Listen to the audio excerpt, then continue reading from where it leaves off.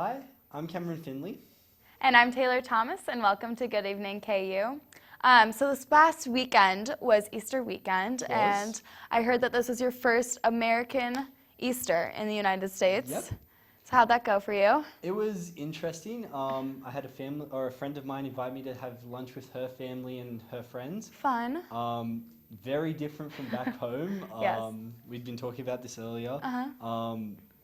Plastic eggs, really something I wasn't expecting when they said there was an Easter egg hunt. Right. I was expecting the chocolate eggs, like Uh-huh. a proper chocolate egg. So searching for plastic seemed kind of strange to me. So, like, are they the small little ones from the store, or like the same size as our plastic eggs? So there's a mix. Normally it's the small ones Okay. that you can get at the store. They tend to hide those everywhere because they're hard to see. Right. You can That's throw them hard to in. find, though, especially Yeah, when you're a younger kid, too. Yep, that's one of the challenges. People also hide them in weird places. You Yeah. know, adults can be mean like Yeah, that. yeah. I know in my family they used to hide them on top of cabinets. So you Oh, had to, fun. like, Oh, climb over climb. everything and couldn't find them. So that was a good thing about having the bigger eggs for the Yeah. kids this year. You had Yeah. to go and find them, but they were much bigger. They were Right. colourful, so you could see them. Do you guys have the Easter Bunny as well? Yeah, so we have him. It's a very popular thing. Yeah.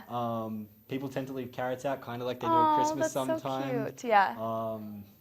I was lucky, so my nephew's first Easter was last year. Uh-huh. I got to be the one that ate the carrots. Oh, Sorry fun. if you didn't know the Easter Bunny wasn't real. That's fun. But I was the one that got sent to eat the carrots Yeah. at 3 a.m. Oh my goodness.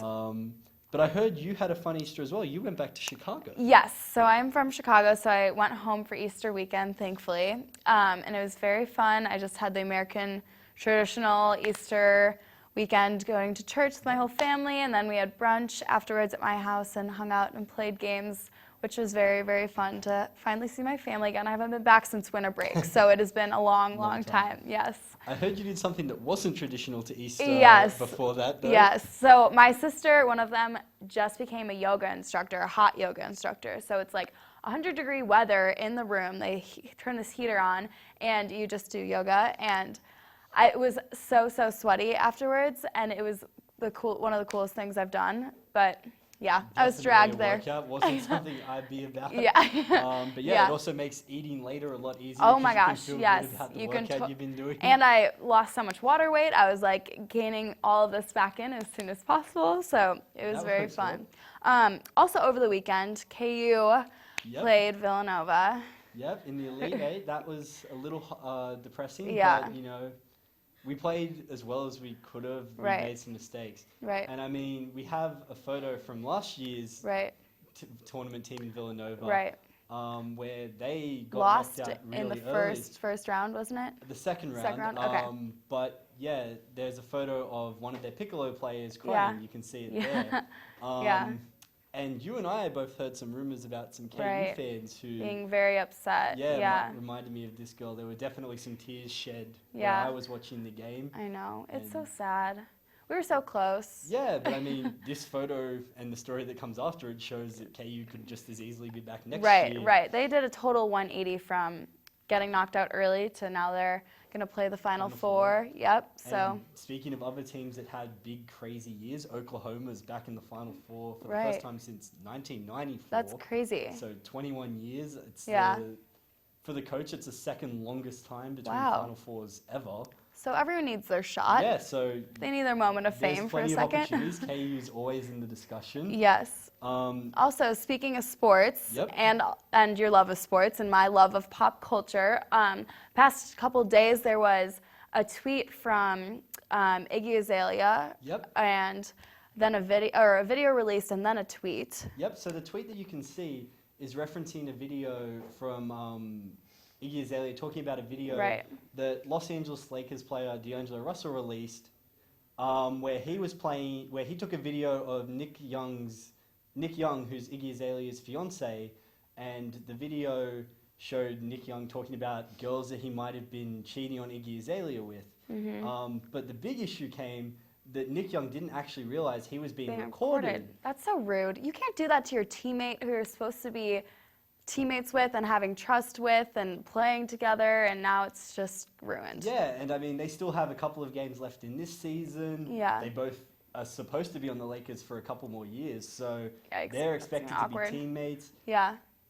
And it's a more personal thing in their Right, relationship. I right. feel like if you were going to talk about it, I wouldn't want that to come from a random teammate. I Yeah. would have wanted to like have that kind of been kept on the down low, maybe, yeah, or or even if the teammate wanted to address it, maybe Right. not release a video. right, that suggests unwarranted. it. That Yep. yeah, I find that really rude. But on another sports topic, the Yep. MLB is starting back this. this weekend. Yes, The Royals are playing their first series this Yes. weekend. I think it's on Sunday night. We're playing against. Well, they're playing against the Mets. Yep.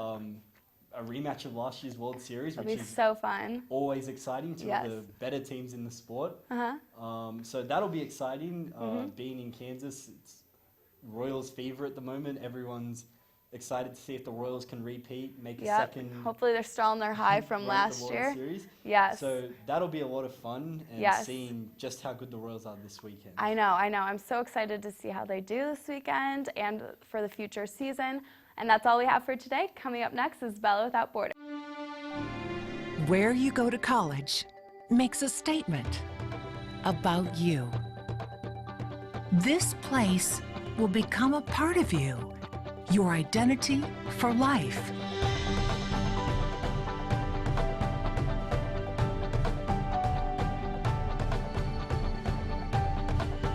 The University of Kansas, a great place to be you.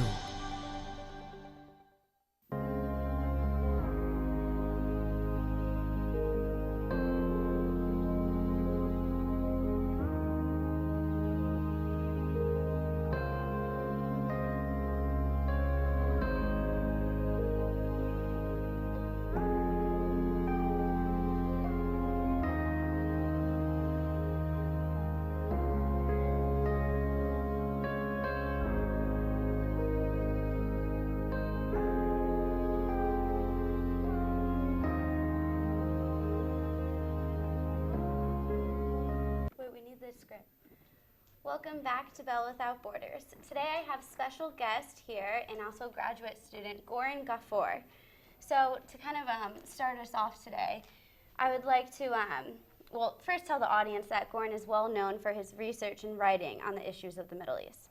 So to tell the audience that you consider yourself the hidden voice and think that the hidden voice served humanity better than heard by chance. Can you elaborate? Yeah, by a hidden voice, I mean, since I'm a writer from a minority group in the Middle East, in Iraq, the Kurdish people, and the minorities, they don't have so many chances to express, to talk about their cause. This is why I am thinking that if there is a chance through media outlets for all the minorities, then we will have a diverse of voices. Mm-hmm. So then humanity would be better if all the voices are heard. Mm-hmm. That's what I mean by that. Mm-hmm. Yeah. So I find that very interesting. So since you are from the Middle East and you're teaching students here in Kansas about those types of issues, why do you think it's important to teach students about, or even people in general, about the issues of the Middle East, and why should they be aware? Because of globalization, and I don't want to sound too philosophical on this, but because of globalization, that we are living in a small village, so we have to aware each other's issues. Mm-hmm. Like if I want to understand you better, or in another way, if I don't want to misunderstand you, I have to know you better. Mm-hmm. So how can I know you better if I don't know your issues, your problems, right? So between countries, journalists, if we know their social, cultural, religious, political issues, we can talk about them better because we understand them better. And when we understand a nation, when we understand a region in the world, it avoids mistrust. Mm-hmm. Journalists, usually when they make mistakes, it's because of their lack of knowledge on a specific region. I see many articles from good professional journalists about Middle Eastern countries, and sometimes there are mistakes, big mistakes. Why? Because they don't understand. sometimes a word can make a difference. Like, for example, Kurdish people in Turkey, many journalists in the world, they refer to them as terrorists. They don't know, they are not aware that they are making a big nation in Turkey, Kurdish people, 22 million people in Turkey, angry, mad, right? Or some media tell Kurdish people militia forces, while the Kurdish people, they have their own army fighting ISIS on the ground, you see? So sometimes even using a word that you don't have information about it, it could irritate a nation. This is why it's very important for students here, for would-be journalists in future, to know the issues there very well. Yeah. So why do you think that students have had these, prior misconceptions, or even people in general, that, and that's how they don't know things? It's not only students. In general, if we talk about America, in general, people in America, because of their geography, it's far, and also they live in their world, and also lack of other sources of information. Like they are covered by the mainstream American media. This is why Al Jazeera America recently opened a stream here, a TV channel. To me, that was a good idea. Like to have different platforms to read about. Non-traditional. Exactly. Reporters. Yeah, and it's not only students. I think those journalists who are in the job for over 3 or 2 decades, still they make mistakes. I was in German news agency in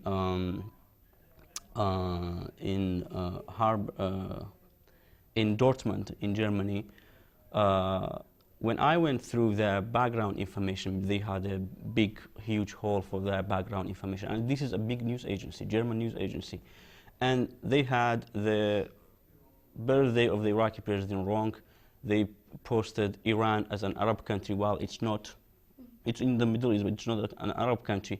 So you see, even when it comes to simple details, they don't have information, though there are big news organizations or journalists with so much experience, but still they make mistakes. This is why we have to understand the Middle East better when we write about them. Right.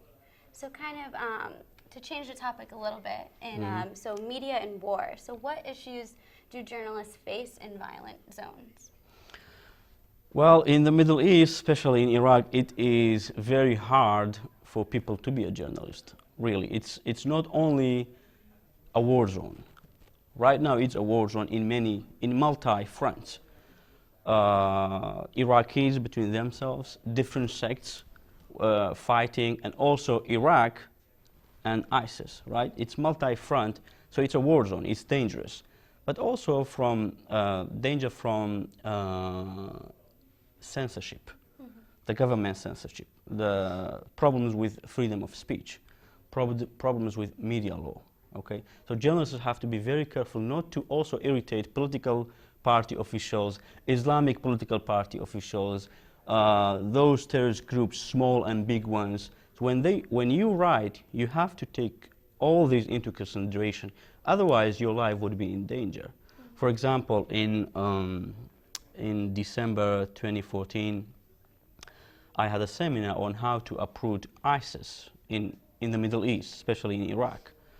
Then I turned that into an article and published by Baz News Agency on January 5th, 2015.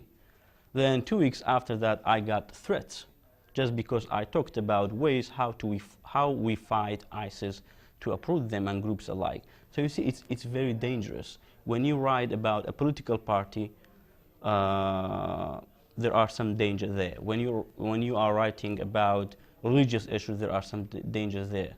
Even cultural and social issues. We have journalists killed or behind bars because they talked about religion, they talked about Muhammad, his wives, or they talked about social issues, or they talked about women issues in Iraq. We have journalists, like in December 2013, they killed a journalist because he ran an anti-corruption piece on a political party official. He got killed. And in 2010, there was another journalist who talked about corruption of the presidency family. He got killed. So you see, so the danger comes from multi-fronts in Iraq. So I guess, having experience yourself, what can you, I guess, give advice to journalists if they ever come faced with an issue like that where they're being threatened? What do you do? The issue comes when, that's my advice. If you are assigned in a different country, first you have to do your homework. Study everything about that country in detail. Mm-hmm. If you are there for a long time, like their religion is their identity, you have to know that. There are social issues, there are cultural issues. Somewhere it's a public place, but you cannot laugh freely. You see, even when you are interviewing with people, you have to know, you have to understand where they have come from, what's their cultural background, so that you can talk with them comfortably to get what you need, to get the information that you need. That's my advice. Right. So something similar is that I potentially want to be a Middle Eastern correspondent. So how would those, as you mentioned, how would that affect me as a woman, being a journalist in the Middle East? Not even, not only a journalist, but a woman. For you, the hardship is double, unfortunately. The women, let me first talk about the local women journalists back home in the Middle East. For them, it's way harder than that because the society always criticizes them. We have a saying that goes, it's not a good saying, but they say, if a fly goes over a TV channel, that fly is a whore. So look at that, and they apply that to women. But for you, having a background information about the country that you will be assigned to, their religion, and their the women issues, what kind of issues that irritates the society or the sides that you wanted to cover. If you have an understanding of that, I think you'll be fine. Okay. And be careful. Thank you. Well, that's about all the time we have left. So right after the break, we'll be back with the news.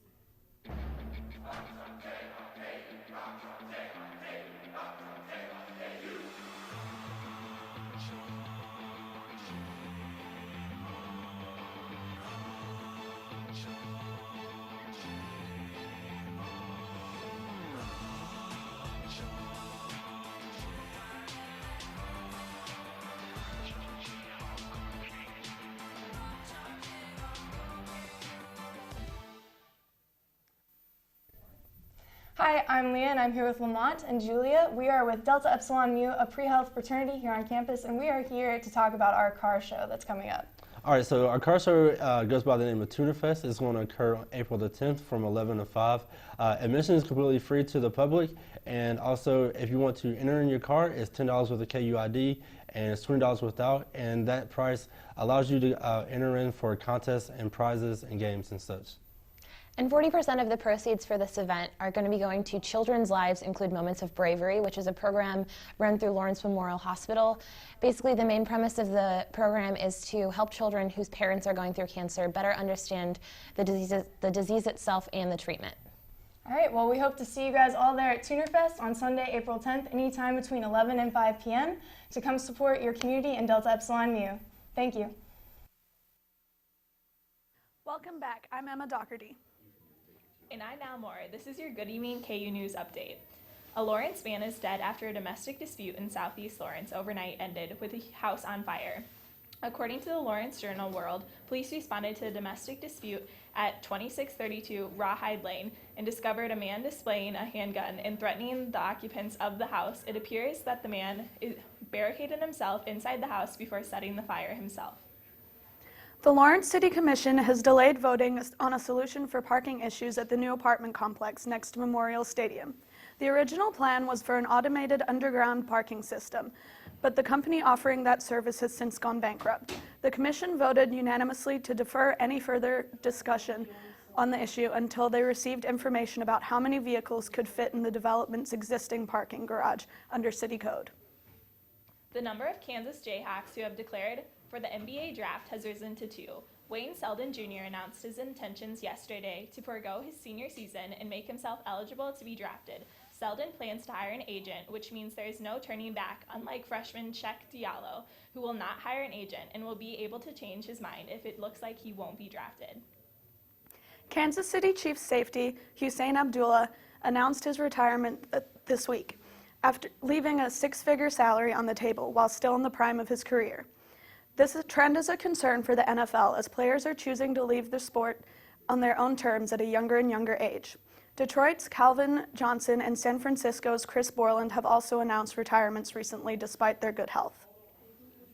The world champion Kansas City Royals begin the defense of their crown next week with a rematch against their World Series opponent, the New York Mets. The Royals beat the Mets 4-1 last fall to capture the crown. First pitch on opening night is scheduled for 7:37 p.m. on Sunday night. Wichita State needed extra innings last night to defeat Kansas in softball. The Shockers out-hit KU 13-6, but needed 5 runs in the 8th inning to win 6-1. The Jayhawks are now 19-11 on the season and will travel to Norman, Oklahoma for a weekend series against the Sooners. And that will wrap it up for this week's news update. Stay tuned, and after the break, Warren will be here to tell us about the changes in the weather.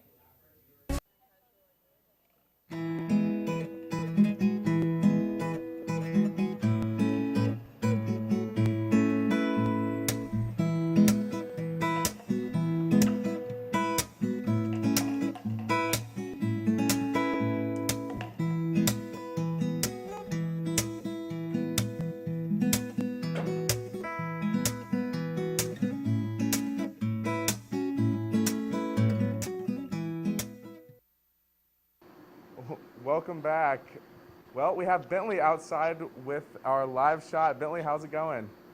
Good. I'm outside right out front of Budig, and as soon as I came outside, I was thinking, oh, it's humid, and then literally the moment I stepped outside, it started raining, and it feels like it dropped at least 10 degrees, and I'm kind of cold, but I mean, that's what, I guess you can't expect anything else with the Kansas weather. Awesome. Well, tonight we are expecting some scattered thunderstorms in the area.